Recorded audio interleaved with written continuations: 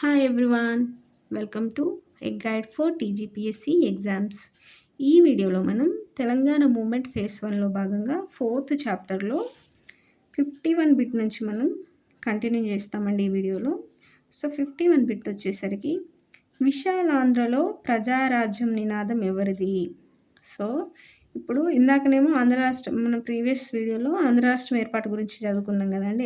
ఎలా ఏర్పడింది ఆంధ్ర రాష్ట్రం అనేది, ఏ రాష్ట్రం నుంచి విడిపోయి ఆంధ్ర రాష్ట్రం ఏర్పడింది, సో అది ఏర్పడడానికి ఏవేవి పరిణామాలు జరిగినాయి, ఏ కమిటీలు ఏర్పరిచినారు, ఆ కమిటీలో యొక్క నివేదిక ఏంటి, ఏవేవి అమలు చేశారు, ఏవేవి అమలు చేయలేదు, అవన్నీ చదువుకున్నాము.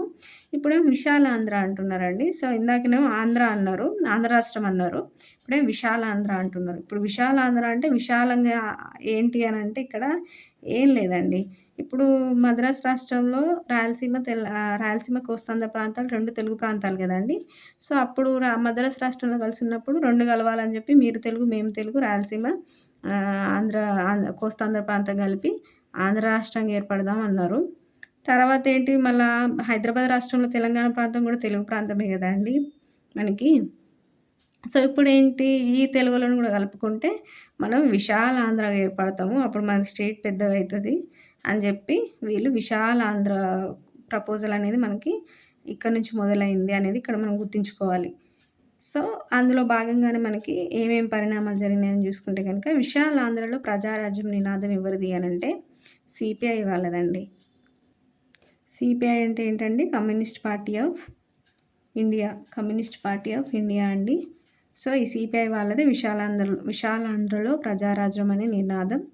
నెక్స్ట్ బిట్ వచ్చేసరికి ఎస్ఆర్సీ పార్లమెంట్ ప్రకటన ఎప్పుడు జరిగింది అని అంటే 1953 డిసెంబర్ 22 అండి. ఎస్ఆర్సీ మన ఈ చాప్టర్లోని టాపిక్స్ అది గుర్తు తెచ్చుకుంటే కనుక, స్టేట్ రీఆర్గనైజేషన్ కమిషన్ అంటే రాష్ట్రాల పునర్విభజన కమిషన్ అన్నాం కదండి. దాన్ని ఇంగ్లీష్లో స్టేట్ రీఆర్గనైజేషన్ కమిషన్ అంటాం, షార్ట్కట్లో ఎస్ఆర్సీ. సో ఈ ఎస్ఆర్సీని పార్లమెంట్లో ఎప్పుడు ప్రకటించారు అంటే 1953 డిసెంబర్ 22న ప్రకటించారండి. ఈ రాష్ట్రాల పునర్విభజన కమిషన్ ఏర్పాటు చేస్తామని పార్లమెంట్లో ఎప్పుడు ప్రకటించారండి? 1953 డిసెంబర్ 22న. అంటే ఆంధ్ర రాష్ట్రం మనకి అక్టోబర్ 1న ఏర్పడింది కదండి, 1953 అక్టోబర్ 1న. తర్వాత అదే సంవత్సరం మనకి డిసెంబర్ 22న ఈ స్టేట్ రీఆర్గనైజేషన్ కమిషన్ ఏర్పాటు చేస్తున్నాం అని చెప్పి పార్లమెంట్లో ప్రకటించారు. నెక్స్ట్ బిట్ వచ్చేసరికి ఎస్ఆర్సీ ఏర్పాటు మరి ఎప్పుడు జరిగింది? వెరీ వెరీ వెరీ ఇంపార్టెంట్ అండి. ఇది మనకి సిలబస్లో ఒక ప్రత్యేక టాపిక్ ఇది, స్టేట్ రీఆర్గనైజేషన్ కమిషన్ ఏర్పాటు అనేది. సో ఇది ప్రకటించింది ఎప్పుడు, పార్లమెంట్లో ఏ డేట్‌న ప్రకటించారు, మనకి అది గ్రౌండ్‌లో రియాలిటీగా ఎప్పుడు ఏర్పాటు చేసినారు, సో అందులో ముఖ్యమైన వ్యక్తులు ఏంటిది, వాళ్ళ యొక్క ఈ ఎస్ఆర్సీ యొక్క నివేదిక ఏంటి అనేది ఎవ్రీ థింగ్ ఇంపార్టెంటే అండి దీనికి సంబంధించి. సో ఖచ్చితంగా గుర్తుంచుకోవాలి. ఎస్ఆర్సీ పార్లమెంట్ ప్రకటన మనం 1953 డిసెంబర్ 22 అనుకున్నాం కదండి.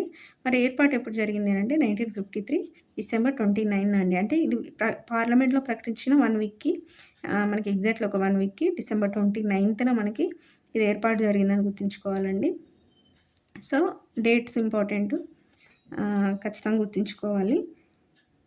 మరి ఇందులో ఎస్ఆర్సీలో మనకు సభ్యులు ఎవరు అంటే కనుక, 1 ఫజల్ అలీ, 2 హెచ్ఎన్ కుంజ్రు, 3 కేఎం ఫన్నిక్కర్ అండి. ఈ ముగ్గురు వ్యక్తులు ఇంపార్టెంట్. ఇది కూడా మనకి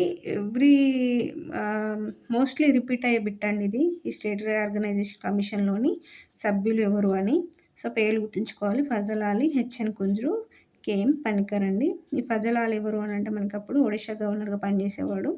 కేఎం పనికర్ ఎవరంటే ఈజిప్టు భారత రాయబారి అండి. సో ఈ ముగ్గురు ఈ ఎస్ఆర్సీలోని సభ్యులను గుర్తుంచుకోవాలి. ఎస్ఆర్సీ ఏర్పాటు ఎలా జరిగిందంటే హోంశాఖ తీర్మానం ద్వారా జరిగిందనేది ఇంపార్టెంట్. నెక్స్ట్ బిట్ వచ్చేసరికి మనకి ఎస్ఆర్సీ హైదరాబాద్ పర్యటన ఎప్పుడు జరిగింది? సో మనకి హైదరాబాద్ పర్యటనకు ముందు ఎస్ఆర్సీ పార్లమెంట్ ప్రకటించడానికి అసలు కారణం ఏంటి? పార్లమెంట్లో ప్రకటించడానికి ఈ స్టేట్ రీఆర్గనైజేషన్ కమిషన్ ఏర్పాటు చేయడం కోసం ఏమేమి డిమాండ్స్ వచ్చినాయి మనకి మొత్తం దేశంలో, ఇండియాలో అని అంటే, మనకి స్వాతంత్రం వచ్చిన తర్వాత భారతదేశంలో ఈ రాష్ట్రాల విభజన అనేది ఎలా జరగాలి, రాష్ట్రాల ఏర్పాటు అనేది ఎలా జరగాలని ఎలా జరగాలనేది ఒక కాంట్రవర్షియల్ థింగ్ అండి. కొంతమంది చాలామంది భాషను బేస్ చేసుకొని ఏర్పాటు చేయాలని, కొంతమంది ఆల్రెడీ ఉన్న రాష్ట్రాలని అదే విధంగా ఉన్న జాగ్రఫికల్ కండిషన్స్ తోటి కొనసాగించాలని, ఇంకొంతమంది జనాభా ప్రాతిపదికన డివైడ్ చేయాలని, ఇట్లా డిఫరెంట్ ఒపీనియన్స్ వచ్చినాయండి మేధావుల నుంచి. కానీ చాలామంది దేనికి మద్దతు పలికినారంటే, ఈ భాష ప్రయుక్తంగానే ఏర్పాటు చేయాలి అని చెప్పి. అంటే ఒక భాష మాట్లాడే వాళ్ళందరూ ఒక స్టేట్‌గా ఏర్పడితే వాళ్ళలో ఆ యూనిటీ ఉంటది. ఆ భాష వాళ్ళని కలిపి ఉంచుతది కాబట్టి వాళ్ళను వాళ్ళొక స్టేట్ అన్న ఫీలింగ్ ఉంటది. ఆ ప్రాంత వాసులకి, ఆ భాష మాట్లాడే వాళ్ళకి అని చెప్పి భాష ప్రయుక్తంగా ఏర్పాటు చేయాలని డిమాండ్ ఉంది. సో, ఆ డిమాండ్ వల్లనే మనకి ఫస్ట్ మనకి ఎస్‌కే దార్ కమిషన్ ఏర్పాటు చేశారనని చదువుకున్నామండి. ఎస్‌కే దార్ కమిషన్ ఏమంది ఒప్పుకోలేదు. భాష ప్రయుక్త రాష్ట్రాల ఏర్పాటుని ఒప్పుకోలేదు. ఒప్పుకోకపోవడం వల్ల అదిచ్చిన రిపోర్ట్‌ని పరిశీలించడానికి మనకి జేవీపీ కమిటీని అదే సంవత్సరం ఏర్పాటు చేశారనుకున్నాం గదండీ! మరి జేవీపీ కమిటీ ఒప్పుకున్నదా అంటే, జేవీపీ కమిటీ ఏంటంటే ఒప్పుకోవడం అని గాదు, ఒప్పుకోకపోవడం అని గాదు. జస్ట్ వాయిదా వేయమంది. ఏది భాష ప్రయుక్త రాష్ట్రాల ఏర్పాటును వాయిదా వేయాలి. బట్ ఆంధ్ర రాష్ట్రం విషయంలో మాత్రం మీరు ఎక్సెప్షన్ ఇది. ఈ ఒక్క స్టేట్‌కి మాత్రం ఎక్సెప్షన్ ఉంది. ఇది మీరు ఏర్పాటు చేయాలనుకుంటే ఇప్పుడే ఏర్పాటు చేయొచ్చు అన్నట్టు కేంద్ర ప్రభుత్వానికి వదిలేసిందండి జేవీపీ కమిటీ. సో, దాని మీద కేంద్ర ప్రభుత్వం స్పందించకపోవడం వల్ల మనకి ఆంధ్ర రాష్ట్రం కోసం మనకి స్వామి సీతారాం లాంటి వ్యక్తులు, పొట్టి శ్రీరామ్ లాంటి వ్యక్తులు ఆమరణ నిరాహార దీక్ష చేయగా మనకి లాస్ట్‌కి 1953 అక్టోబర్ 1 మనకి ఆంధ్ర రాష్ట్రం ఏర్పడిందండి. సో, ఆంధ్ర రాష్ట్రం ఏర్పడిన తర్వాత మరి ఆ సమస్య అక్కడికి తీరిపోయిందా అంటే తీరిపోలేదండి. అది కంటిన్యూ అవుతూనే ఉంది. మిగతా ప్రాంతాలు ఏవైతే ఉన్నాయో మనకు భారతదేశంలోని మిగతా ప్రాంతాలు, ఆ ప్రాంతాల వాళ్ళు కూడా భాష ప్రయుక్తంగా రాష్ట్రాలను ఏర్పాటు చేయాలని డిమాండ్స్ ఎక్కువ పెద్ద ఎత్తున ఇంకా పెరిగినాయండి.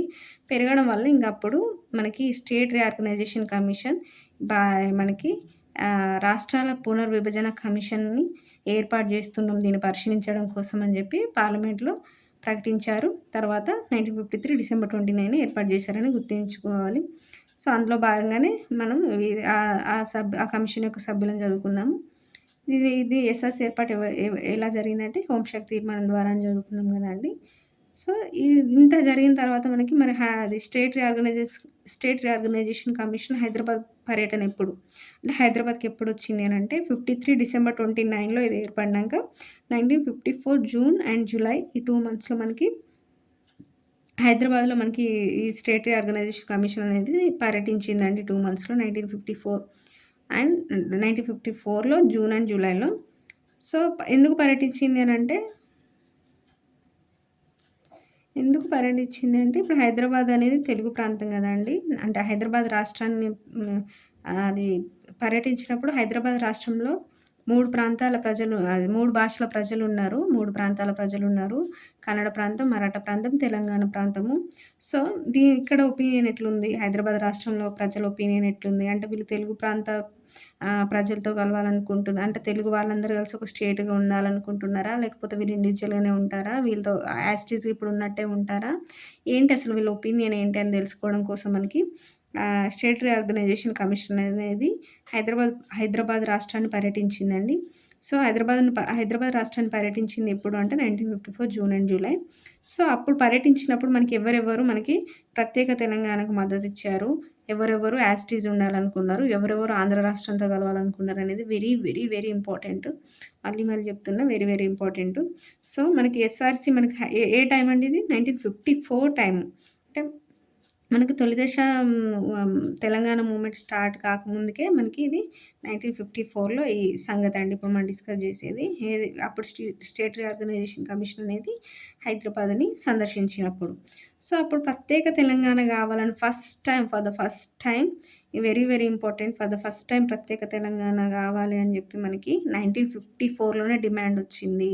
అంటే 1953లో మనకు ఆంధ్ర రాష్ట్రం మద్రాసు రాష్ట్రం నుంచి విడిపోయి ఏర్పడిన తర్వాత ఆ నెక్స్ట్ ఇయర్ మనకి స్టేట్ రీఆర్గనైజేషన్ కమిషన్ హైదరాబాద్ రాష్ట్రాన్ని పర్యటించినప్పుడు ఏదైతే మనకి హైదరాబాద్ రాష్ట్రంలోని తెలంగాణ ప్రాంతం ఉందో, ఆ తెలంగాణ ప్రాంతం ప్రత్యేక తెలంగాణ రాష్ట్రంగా ఏర్పడాలని చెప్పి ఎవ్వరు సపోర్ట్ చేసినారు అంటే రంగారెడ్డి, చెన్నారెడ్డి. సో, ఎవరండి మనకి దీనికి సపోర్ట్ చేసింది ప్రత్యేక తెలంగాణ ఉండాలి అని చెప్పి మనకి సపోర్ట్ చేసింది ఎవరంటే కేవీ రంగారెడ్డి, మర్రి చెన్నారెడ్డి అండి పూర్తి పేర్లు.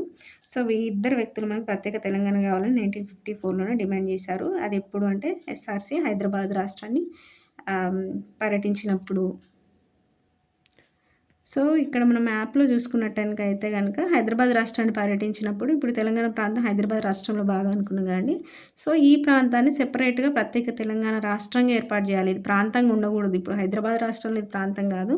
ఇదే ఒక స్టేట్‌గా ఏర్పాటు జేయాలని జెప్పి మనకు ప్రత్యేక తెలంగాణ వాదాన్ని ఎవరు తీసుకొచ్చారండి ముందుకి? కేవీ రంగారెడ్డి, మరి చెన్నారెడ్డి ఎవరు ముందుకి? ఎస్ఆర్‌సి ముందుకి. స్టేట్ రీఆర్గనైజేషన్ కమిషన్ ముందుకి. నెక్స్ట్ వచ్చేసరికి మనకి విశాలాంధ్రగా ఉండాలి. సో, ప్రత్యేక తెలంగాణ గాదు, విశాలాంధ్రగా ఉండాలి. నేను ఇందాకనే చెప్పా. విశాలాంధ్ర అంటే ఏంటండి, మనకి మద్రాసు రాష్ట్రం నుంచి విడిపోయినటువంటి ఆంధ్ర రాష్ట్రం ఏదైతే మనకి రాయలసీమ, కోస్తాంధ్ర ప్రాంతాలతో ఏర్పడినటువంటి ఆంధ్ర రాష్ట్రం ఉందో, ఆ ఆంధ్ర రాష్ట్రము హైదరాబాద్ రాష్ట్రంలోని తెలంగాణ ప్రాంతంతో కలిస్తే విశాలాంధ్ర అనుకున్నాం గదండీ! ఎందుకు కలవాలి? వీళ్ళు తెలుగు, వాళ్ళు తెలుగు మొత్తం 3 ప్రాంతాల వాళ్ళు తెలుగే గదా అండీ! రాయలసీమ ప్రాంతం తెలుగే, కోస్తాంధ్ర ప్రాంతం తెలుగే, తెలంగాణ ప్రాంతం గూడా తెలుగే. సో, అది స్టేట్‌లు డివైడ్ అయినప్పటికి కూడా అంటే డిఫరెంట్ స్టేట్స్‌గా ఉన్నప్పటికి గూడా డిఫరెంట్ స్టేట్స్‌లో ఉన్నప్పటికి గూడా తెలుగు ప్రజలు గాబట్టి, తెలుగు ప్రజలందరూ గలిసి మనకి విశాలాంధ్ర ఏర్పడాలని జెప్పి ఎవరు సపోర్ట్ జేసినారు దీనికంటే బుగ్గల రామకృష్ణారావు, బీఆర్‌కే స్వామి రామానంద తీర్థ అండి. సో, ఇది ఇంపార్టెంటు. ఎస్ఆర్‌సి హైదరాబాద్‌ని సందర్శించినప్పుడు విశాలాంధ్రకు ఎవరు సపోర్ట్ జేశారు అంటే బూర్గుల రామకృష్ణారావు, రామానంద తీర్థ, స్వామి రామానంద తీర్థ అండి. సో, ఈ బూర్గుల రామకృష్ణారావువే మనకి బూర్గుల రామకృష్ణారావు సీఎంగా ఉన్నప్పుడే ముఖ్యమంత్రిగా ఉన్నప్పుడే హైదరాబాద్ రాష్ట్రానికి ఆంధ్ర ప్రాంతంతోటి ఆంధ్ర రాష్ట్రం, హైదరాబాద్ రాష్ట్రం కలిసి 1956లో సో, ఇది ఇప్పుడు మనం 54 టైంలో కాదండి డిస్కస్ చేసేది. సో, 1956లో మనకి ఆంధ్రప్రదేశ్ రాష్ట్రం ఏర్పడింది. సో, ఈయన సీఎంగా ఉన్నప్పుడే ఈయన ముందే 1954లోనే విశాలాంధ్రకు సపోర్ట్ జేషిండు. సపోర్ట్ జేసినట్టుగానే 1956లో ఈయన ముఖ్యమంత్రిగా ఉన్నప్పుడు ఆంధ్ర రాష్ట్రంతోటి తెలంగాణ ప్రాంతాన్ని కలిపి అంటే హైదరాబాద్ రాష్ట్రంలోని తెలంగాణ ప్రాంతాన్ని కలిపి మనకి ఆంధ్రప్రదేశ్ ఏర్పాటు కావడానికి ముఖ్య కారకుడు ఈ బూర్గుల రామకృష్ణరావు. సో, ఈయన విశాలాంధ్రకు సపోర్ట్ జేశాడు. ఈయనతో పాటు స్వామి రామానంద తీర్థ గూడా విశాలాంధ్రకు సపోర్ట్ జేశాడు అనేది గుర్తుంచుకోవాలి. సో, వీళ్ళేం స్వామి రామానంద తీర్థ ఏమన్నాడంటే, హైదరాబాద్ సంస్థానాన్ని విడగొట్టండి. అంటే ఇప్పుడు తెలంగాణ ప్రాంతం అనేది హైదరాబాద్ రాష్ట్రంలో భాగంగా ఉంది గదండీ! సో, హైదరాబాద్ సంస్థానాన్ని విడగొట్టాలి అంటే తెలంగాణ ప్రాంతాన్ని అందులోకెళ్ళి తీసి, ఈ దిక్కుమాలిన ఆంధ్ర ప్రాంతంతోటి కలిపి సో, ఆంధ్ర ప్రాంతంతో కలిపి మనకి ఆంధ్ర ప్రాంతంతో కలిపి విశాలాంధ్రని ఏర్పాటు చేయాలి కాబట్టి, దానికోసం అని చెప్పి హైదరాబాద్ సంస్థానాన్ని విడగొట్టండి. రాచరికపు జాడలను రూపుమాపండి అని చెప్పి మనకి ఎవరు నినాదం ఇచ్చారు అంటే స్వామి రామానంద తీర్థ. సో, ఈ ఎస్ఆర్‌సి హైదరాబాద్‌ని సందర్శించినప్పుడు స్వామి రామానంద తీర్థ యొక్క నినాదం ఏంటనేది కూడా గుర్తుంచుకోవాలండి. నెక్స్ట్ మనకి వరంగల్‌లో తెలంగాణ రచయితల సంఘం వీళ్ళెవరికి సపోర్ట్ జేసినారు అనంటే, మనకి విశాలాంధ్రని సపోర్ట్ జేశారండి. తెలంగాణ రచయితల సంఘం మనకి దేన్ని సపోర్ట్ జేసిందంటే విశాలాంధ్రని సపోర్ట్ జేసింది. నెక్స్ట్ బిట్ వచ్చేసరికి మనకి మరి తెలంగాణ రచయితల సంఘం తరపున ఎవరు సపోర్ట్ జేషిర్రు విశాలాంధ్రని అంటే కాళోజీ. సో, కాళోజీ గూడా అప్పుడు విశాలాంధ్రకే సపోర్ట్ జేషిండండి. తర్వాత టైంలో ఆంధ్రప్రదేశ్ ఏర్పడిన తర్వాత, అప్పుడు రియాలిటీ అర్థమైన తర్వాత, అప్పుడు మళ్ళీ ప్రత్యేక తెలంగాణ గావాలని జెప్పి ఈయన కోరుకున్నాడు. కానీ ఇనిషియల్‌గా మనకి ఆంధ్రప్రదేశ్ ఏర్పడక ముందుకు విశాలాంధ్ర ఏర్పడాలని జెప్పి మనకి కాళోజీ ఫస్ట్ విశాలాంధ్రకు సపోర్ట్ జేషిండు. తర్వాత తెలంగాణ ప్రాంత వాసుల వెనుకబాటుతనాన్ని గుర్తించి ఆంధ్రప్రదేశ్ రాష్ట్రం ఏర్పడిన తర్వాత తెలంగాణ ప్రాంత వాసులకి జరిగిన అన్యాయాలను గమనించిన తర్వాత అప్పుడు ప్రత్యేక తెలంగాణ కావాలని మళ్ళీ ఈయన ఒపీనియన్ మార్చుకున్నాడు కాబట్టి very very important. So, SRC హైదరాబాద్‌ని సందర్శించినప్పుడు వరంగల్‌లోని తెలంగాణ రచయితల సంఘం తరపున మనకి కాళోజీ విశాలాంధ్రను సమర్థించాడని గుర్తుంచుకోవాలి. తర్వాత ఒపీనియన్ మార్చుకున్నాడు. బట్ ఇనిషియల్‌గా మనకి విశాలాంధ్రని ఈయన సపోర్ట్ చేశాడు. నెక్స్ట్ మనకి 1954 జూలైలో కరీంనగర్‌లోని విద్యార్థులు ఏం చేశారంటే, వీళ్ళు ప్రత్యేక తెలంగాణ కావాలని కోరుకున్నారండి. సో, ఏ విద్యార్థులు? కరీంనగర్‌లోని విద్యార్థులు ప్రత్యేక తెలంగాణను వీళ్ళు సమర్థించారు. తర్వాత వరంగల్‌లోని కాంగ్రెస్ నేత అయినటువంటి ఎన్. రామచంద్రారెడ్డి ఈయన కూడా తెలంగాణనే కావాలి అని చెప్పి కోరుకున్నాడండి. సో, విశాలాంధ్రకు సపోర్ట్ చేయలే. ఈయన తెలంగాణకి సపోర్ట్ చేసిండు. ఎవరు అంటే వరంగల్ కాంగ్రెస్ నేత ఎన్. రామచంద్రారెడ్డి. తర్వాత ఓయూ విద్యార్థుల సంఘం గూడా మనకి తెలంగాణ వాదాన్నే సమర్థించిందండి. అంటే తెలంగాణనే సమర్థించింది. వీళ్ళు గూడా విశాలాంధ్రకేం సపోర్ట్ జేయలేదు. తర్వాత సో, ఆహ్, ఉపాధ్యాయ సంఘం తరపున తోట ఆనందరావు ఇంపార్టెంట్ అండి. Very, very important. ఈ ఉపాధ్యాయ సంఘం తరపున తోట ఆనందరావు గూడా తెలంగాణ వాదాన్ని సమర్థించాడు. సో, ఇది 2024లోని మనకి గ్రూప్ 2 ఎగ్జామ్‌లో ఈ ఉపాధ్యాయ సంఘం యొక్క ఈ తోట ఆనందరావు గురించి క్వెషన్ వచ్చిందండి. అంటే ఈ ఉపాధ్యాయ సంఘం తరపున తోట ఆనందరావు తెలంగాణ వాదాన్ని సమర్థించాడు కాబట్టి ఈయన గురించి క్వెషన్ వచ్చింది గ్రూప్ 2 ఎగ్జామ్‌లో. సో, ఇంపార్టెంట్ అంటే దేని తరపున ఎవరు మాట్లాడారు, ఆ వ్యక్తి పేరేంటనేది వెరీ, వెరీ ఇంపార్టెంట్. వాళ్ళు దేనికి సపోర్ట్ చేశారనేది గూడా ఇక్కడ ఇంపార్టెంటే. Next Hayagrivachari, T. సత్యనారాయణ అనే వ్యక్తులు మనకి విశాలాంధ్రని సపోర్ట్ జేశారు. నెక్స్ట్ కళా వెంకట్రావు అనే వ్యక్తి ఆహ్, ఏమని వ్యాఖ్యానించాడు ఈ సందర్భంగా అంటే, కర్నూలు తాత్కాలిక రాజధాని మాత్రమే, హైదరాబాద్ రాజధానిగా విశాలాంధ్ర ఏర్పాటు చేయాలి అని జెప్పి ఈయన వ్యాఖ్యానించాడండి కళా వెంకట్రావు. అంటే ఈయన గూడా విశాలాంధ్రని సపోర్ట్ జేషిండు. సో, అప్పుడు ఆంధ్ర రాష్ట్రానికి రాజధాని కర్నూలు గదా అండి!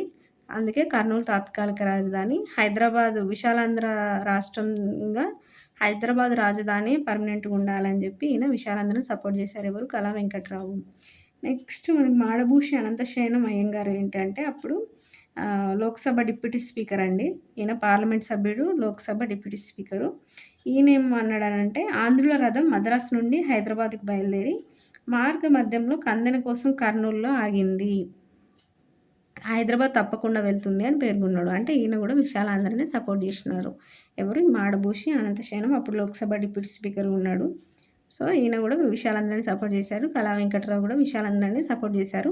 బట్ ఆ సందర్భంగా వాళ్ళు ఏమని వ్యాఖ్యానించారనేది ఇంపార్టెంట్ కాబట్టి పర్టిక్యులర్‌గా దాన్ని గుర్తుంచుకోవాలండి.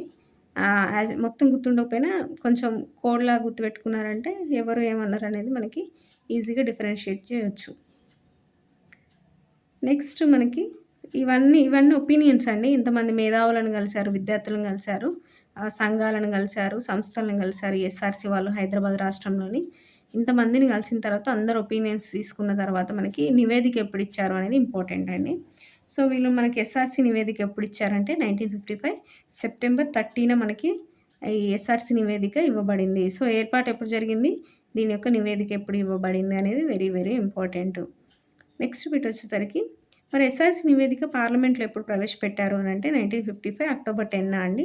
సెప్టెంబర్ 30న ఇది నివేదిక ఇస్తే మనకి పార్లమెంట్‌లో ప్రవేశపెట్టింది అక్టోబర్ 10 అదే సంవత్సరం. నెక్స్ట్ బిట్ వచ్చేసరికి రాష్ట్రపతి రాష్ట్రాల పునర్విభజన బిల్లు ఆమోదం అనేది ఎప్పుడు జరిగింది? సో, ఎస్ఆర్‌సీ నివేదిక ఇచ్చిన తర్వాత మనకి రాష్ట్రపతి రాష్ట్రాల పునర్విభజన బిల్లును ఆమోదించిండండి. ఎప్పుడు ఆమోదించాడంటే 1955 ఆగస్టు 31 అండి. Very, very important. ఎప్పుడు అంటే 1955 ఆగస్ట్ 31న మనకి రాష్ట్రాల పునర్విభజన బిల్లు అనేది ఆమోదం చెందింది. ఇప్పుడు అసలు ఎస్ఆర్‌సీ నివేదిక ఇవ్వబడిందని చదువుకున్నాం. ఎప్పుడు ఇవ్వబడింది, అది ఎప్పుడు పార్లమెంట్‌లో పెట్టారు అని. బట్ అసలు ఆ నివేదికలో ఏమేమి ఉంది అనేది పర్టిక్యులర్‌గా మనం తెలుసుకోవాలండి. ఇది ఎస్ఆర్‌సీ కమిషన్ అనేది ఇంపార్టెంట్ కాబట్టి దాని యొక్క నివేదిక ఇంకా వెరీ, వెరీ ఇంపార్టెంట్ కదండీ. ఏమని ఉంది అనంటే మనకి ఎస్ఆర్‌సీ నివేదిక ప్రకారము 14 రాష్ట్రాలు, 6 కేంద్రపాలిత ప్రాంతాలతో మనకి దేశాన్ని విభజించాలి అని జెప్పి సిఫార్సు చేసిందండి. సో, ఎన్ని రాష్ట్రాలు, ఎన్ని కేంద్రపాలిత ప్రాంతాలనేది వెరీ, వెరీ ఇంపార్టెంట్ అండి. మొత్తం దేశాన్ని ఎన్ని రాష్ట్రాలుగా, 14 రాష్ట్రాలుగా, ఎన్ని కేంద్రపాలిత ప్రాంతాలుగా, 6 కేంద్రపాలిత ప్రాంతాలుగా మొత్తం 20 అండి. సో, 14 రాష్ట్రాలు, 6 కేంద్రపాలిత ప్రాంతాలు కలిపి 20 అని గుర్తుంచుకోండి. విడదీయాలి, దేశాన్ని ఇలా విభజించాలని జెప్పి మనకి ఎస్ఆర్‌సీ నివేదిక తెలిపిందని గుర్తుంచుకోవాలి.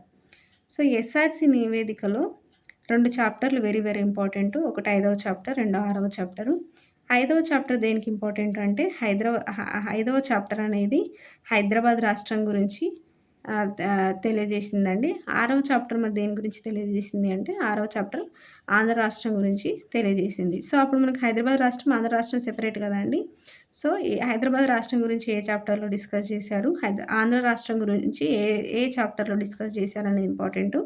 ఫిఫ్త్ చాప్టర్ వచ్చేసరికి హైదరాబాద్ రాష్ట్రం, సిక్స్త్ చాప్టర్ వచ్చేసరికి మనకి ఆంధ్ర రాష్ట్రం గురించి డిస్కస్ చేశారని గుర్తుంచుకోవాలి. సో, ఇప్పుడు హైదరాబాద్ రాష్ట్రాన్ని 5వ చాప్టర్‌లో డిస్కస్ చేశారు గదా! మరి హైదరాబాద్ రాష్ట్ర విభజన అనేది ఎలా ఉండాలి అనేది ఏ పారా నుంచి ఏ పారా వరకు డిస్కస్ చేశారనేది వెరీ, వెరీ ఇంపార్టెంటు ఇది. సో, ఏ చాప్టర్‌లో డిస్కస్ చేశారు హైదరాబాద్ రాష్ట్రాన్ని డివైడ్ చేయాలని అంటే 5వ చాప్టర్‌లో. ఏ ఏ పారా నుంచి ఏ పారా వరకు దాన్ని డిస్కస్ చేశారు హైదరాబాద్ రాష్ట్ర విభజనని అనంటే పారా 359 నుంచి 368 దాకా. సో, పారా 359 నుంచి పారా 368 దాకా మనకి ఈ హైదరాబాద్ రాష్ట్రాన్ని హైదరాబాద్ రాష్ట్రాన్ని ఎలా విభజించాలి అని చెప్పి చెప్పారండి. ఈ పారా 359 నుంచి పారా 368 దాకా. మరి విశాలాంధ్ర ప్లస్ తెలంగాణ రాష్ట్ర వాదన అనేది ఏ పారా నుంచి ఏ పారా వరకు డిస్కస్ చేశారు? సో, విశాలాంధ్రని ప్లస్ తెలంగాణ రాష్ట్ర వాదన. కొంతమంది విశాలాంధ్రని సపోర్ట్ చేశారు. కొంతమంది ప్రత్యేక తెలంగాణ రాష్ట్రాన్ని సపోర్ట్ చేశారని అనుకున్నాం గదండీ!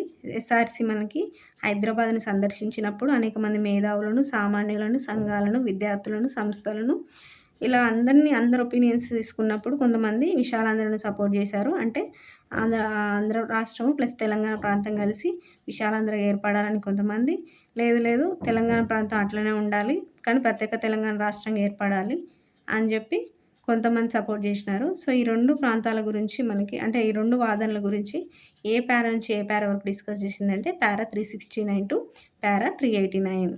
సో, ఇది గుర్తుంచుకోవాలి. ఈ ఈ డిస్కస్ చేసిన తర్వాత అంటే దానికి సంబంధించిన అంశాలను ఆ పారాలో డిస్కషన్ చేసిన తర్వాత సో, మనకి ఇవి డిస్కస్ చేసిన తర్వాత హైదరాబాద్ రాష్ట్ర విభజన ఎలా జరగాలి? అంటే హైదరాబాద్ రాష్ట్ర విభజన అంటే 3 ప్రాంతాలు కలిసి ఉన్నాయి కదండీ! హైదరాబాద్ రాష్ట్రంలో ఏది మహారాష్ట్ర ప్రాంతము, తెలంగాణ ప్రాంతం, కన్నడ ప్రాంతము. సో, అలా ఆ 3 ప్రాంతాలను ఎలా విభజించాలనేది మనకి పారా 359-368 దాకా ఉంది. తర్వాత అవి విడదీసిన తర్వాత మనకి విశాలాంధ్ర అంటే మనకి ఆ విడదీసిన తర్వాత ఉన్న తెలంగాణ ప్రాంతం ఏదుందో ఆ తెలంగాణ ప్రాంతాన్ని ప్లస్ ఆంధ్ర రాష్ట్రంతో కలిపితే విశాలాంధ్ర ఏర్పాటు చేయాలని అనే వాదాన్ని ప్లస్ తెలంగాణ అట్లనే ఉంచి ఆంధ్ర రాష్ట్రంతో కలపకుండా అట్లనే ఉంచి ప్రత్యేక తెలంగాణ రాష్ట్రంగా ఏర్పాటు చేయాలని ఇంకో వాదనని పారా 369 నుంచి పారా 389 దాకా డిస్కస్ చేసిందండి. సో, అంటే వాటికి సంబంధించిన అంశాలను చెప్పింది. బట్ ఫైనల్‌గా దీని ఒపీనియన్ ఏంటి? ఎస్ఆర్‌సీ ఒపీనియన్ ఏంటి అనంటే మనకి హైదరాబాద్, విదర్భాలతో పాటు 16 రాష్ట్రాలు, 3 కేంద్రపాలిత ప్రాంతాలను ఏర్పాటు చేయాలని సూచించిందండి. అందులో ముఖ్యంగా మనకి హైదరాబాద్ రాష్ట్ర విభజన ఎలా జరగాలి అనంటే హైదరాబాద్ రాష్ట్రంలో 3 ప్రాంతాలు ఉన్నాయి కదండీ! హైదరాబాద్ రాష్ట్రంలో కన్నడ ప్రాంతం, మరాఠా ప్రాంతం, తెలంగాణ ప్రాంతం ఉంది గదా! సో, ఇప్పుడు ఏవైతే కన్నడ ప్రాంతాలున్నాయో, ఆ కన్నడ ప్రాంతాలని మైసూర్ రాష్ట్రంలో కలపాలి. మరాఠా ప్రాంతాలు ఏవైతే ఉన్నాయో అవిటిని బొంబాయి రాష్ట్రంలో కలపాలి. ఇప్పుడు తెలంగాణ ఏదైతే ఉందో ఆ తెలంగాణని అంటే ఇటు యాజ్ టీజ్‌గా ఉంచాలా? లేకపోతే విశాలాంధ్రగా ఫార్మ్ జేయాలా? ఆంధ్ర రాష్ట్రంతో కలిపి అనేది చెప్పలేదండి. చెప్పకుండా ఈ తెలంగాణ మాత్రం అట్లా ఉంచింది. అంటే అది మీ ఇష్టం అన్నట్టుగా. అంటే కలపొచ్చు. కావాలనుకుంటే కలపొచ్చు. లేకపోతే ఇండివిడ్యువల్‌గా ఉంచొచ్చు అన్నట్టుగా. తెలంగాణ మాత్రం ఏం సిఫార్సు చేయలేదు. కన్నడ ప్రాంతాలు అప్పుడు మైసూర్ రాష్ట్రం అనేవాళ్ళండి. ఇప్పుడు మనం కర్ణాటక అంటాం గదా! అంటే అప్పుడు మైసూర్ రాష్ట్రం అంటే వేరే వేరే ప్రాంతాలతో కలిసి ఉండేది. ఇప్పుడున్న కర్ణాటక రాష్ట్రంలాగా ఉండకపోయేది. బట్ అప్పుడు మైసూర్ రాష్ట్రం అని పిలిచేవాళ్ళు. తర్వాత మహారాష్ట్రలోని మెజారిటీ ప్రాంతాలతో కూడినటువంటి రాష్ట్రాన్ని బొంబాయి రాష్ట్రం అనేవాళ్ళు. సో, కన్నడ ప్రాంతాలని మైసూర్ రాష్ట్రంలో, మరాఠా ప్రాంతాలని బొంబాయి రాష్ట్రంలో కలిపి ఏదైతే తెలంగాణ ప్రాంతం ఉందో, ఈ హైదరాబాద్ రాష్ట్రంలోని తెలంగాణ ప్రాంతాన్ని దాన్ని మాత్రం సిఫార్సు చేయకుండా అట్లా ఉంచేసినారు.